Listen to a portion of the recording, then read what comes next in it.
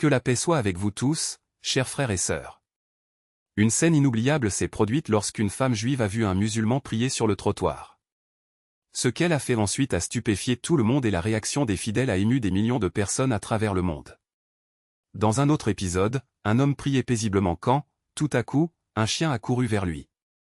Mais ce qui s'est passé ensuite était si impressionnant qu'il semblait être l'œuvre d'une force invisible, comme si quelque chose de surnaturel avait retenu l'animal. Personne ne pouvait prédire ce qui allait suivre. Pour nous musulmans, la prière est le fondement de la foi. Comme l'a dit le prophète Mohammed, que la paix soit sur lui, elle est le réconfort de mes yeux. Et ce n'est pas une surprise, la première question qui nous sera posée au tombeau portera précisément sur nos prières. Il y a quelque temps, une vidéo s'est répandue sur Internet avec une telle force que même ceux qui ne partageaient pas la même croyance n'ont pas pu résister et se sont exclamés « Il n'y a de divinité que Dieu ».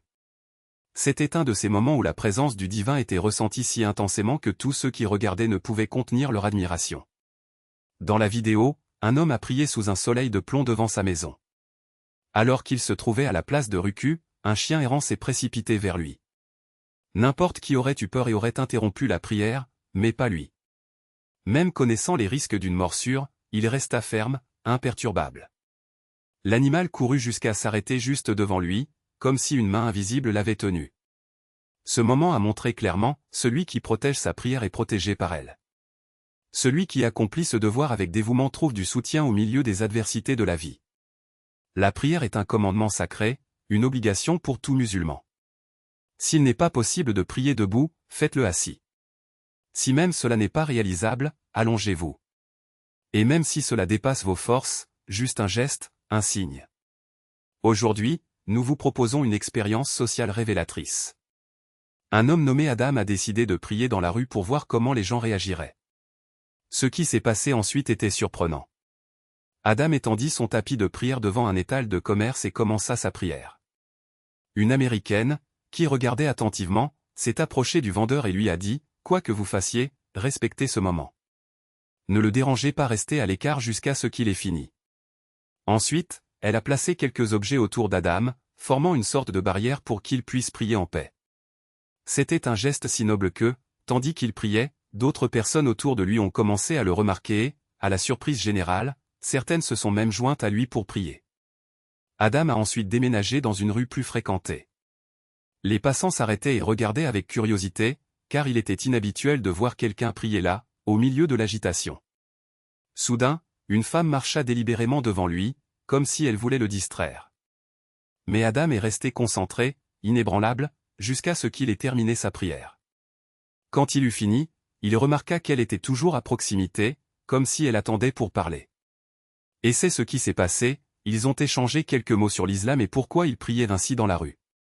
Adam a expliqué qu'il s'agissait d'une expérience sociale visant à montrer que l'islam est une religion de paix et d'amour. Beaucoup de passants ont été impressionnés par ces paroles.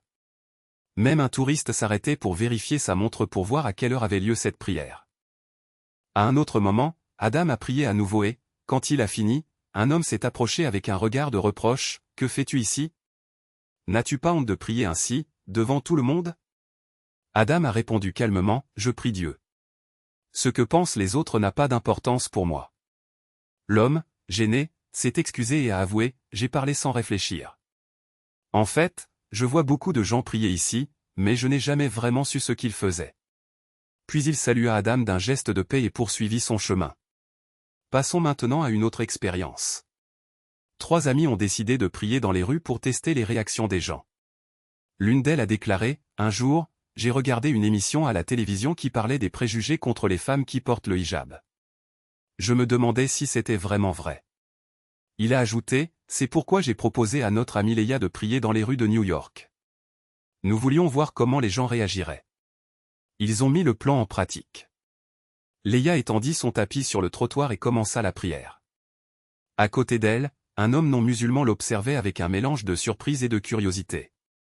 Dès qu'il eut fini, il s'approcha et demanda, « Je suis désolé, mais qu'est-ce que tu faisais ?»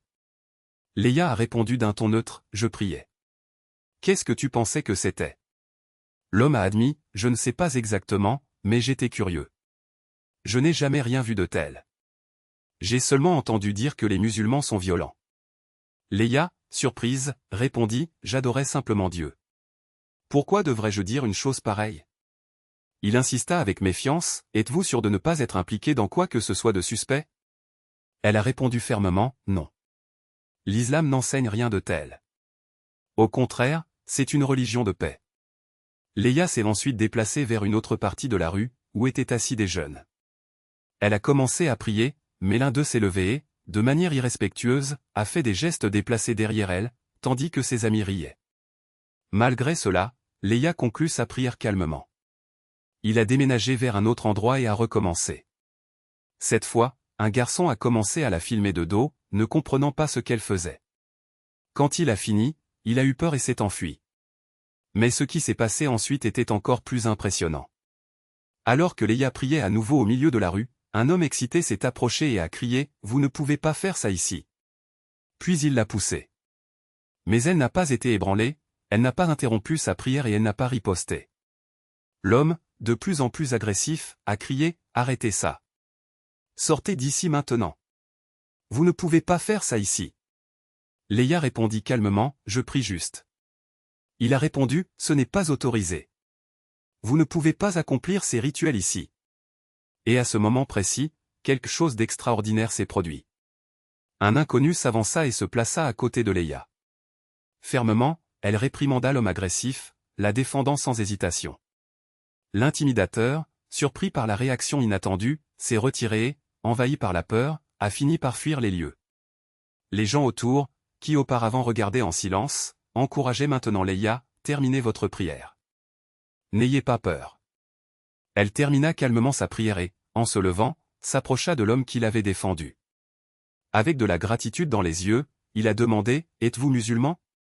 Il a souri gentiment et a répondu « Non, je suis juif. » Leïa a été profondément touchée par cette réponse.